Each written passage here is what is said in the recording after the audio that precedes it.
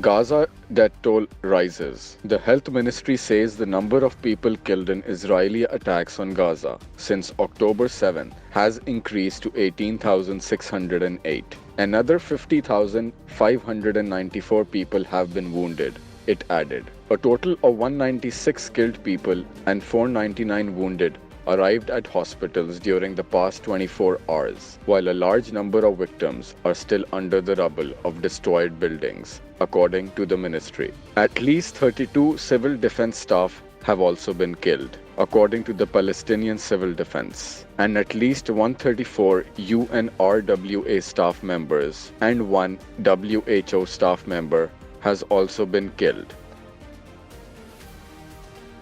The interim Afghan government on Wednesday pledged to probe the terrorist attack in Dera Ismail Khan, the deadliest on security forces this year, while also stating that Kabul should not be blamed for every issue. In the early hours of Tuesday, at least 23 Pakistan Army soldiers were martyred and more than 30 troops wounded after militants belonging to the Tehreek-e-Jihad Pakistan stormed a compound used by the military in D.I. Khan's Daraban area. The Inter-Services Public Relations said a group of 6 militants had stormed a security post, but their attempt was foiled. The assault was followed by blasts as militants rammed an explosives-laden vehicle into the gate and carried out a subsequent suicide bombing. The resulting explosion caused the building to collapse, resulting in multiple casualties. All 6 militants were engaged and killed, the ISPR said. The TJP had claimed responsibility for the attack and also released a 2-minute video purporting to show militants targeting security personnel with thermal scopes. Security officials, however, claimed the video was not authentic. A TJP spokesman in his claim said 4 bombers who took part in the attack hailed from Lucky, Dera Ismail Khan, Swat and Mardan districts. After the attack, the Foreign Office had released a statement demanding immediate and verifiable actions from the Afghan government against militant outfits fomenting terror in Pakistan. In a recent development, a special court under the Official Secrets Act once again indicted former Pakistani Prime Minister Imran Khan and ex-Foreign Minister Shah Mahmood Qureshi in the cipher case. The trial, initially held at Adiala jail, faced complications, leading to a fresh trial after the Islamabad High Court declared the government's notification for a jail trial as erroneous. During the hearing, Imran and Qureshi pleaded not guilty to violating the Official Secrets Act, with Imran alleging a conspiracy to protect certain individuals. The FIA special prosecutor confirmed charges, and Imran's legal team criticized the trial conditions. Imran, expressing a loss of faith in the Islamabad High Court Chief Justice Amir Farooq, filed a petition seeking the judge's recusal from the case. The hearing was adjourned, and Imran's legal team expressed discontent with limited media access and raised concerns about the fairness of the trial.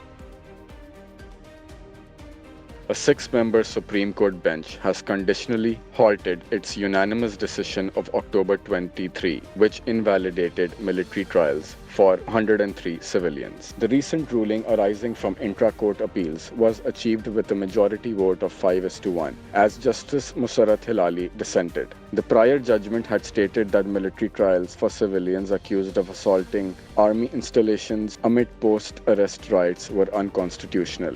The appeals filed by federal and provincial governments, including objections from Sindh, contest the scope of the Pakistan Army Act. Despite objections raised about the bench composition, including concerns about Justice Sardar Tariq Masood, the court proceeded with the hearing. The Attorney General advocated for the conditional resumption of military trials, emphasizing that final verdicts would not be issued until further orders of the Supreme Court. The hearing included objections and arguments concerning the inclusion of judges and the suspension of the October verdict, resulting in a complex legal discourse.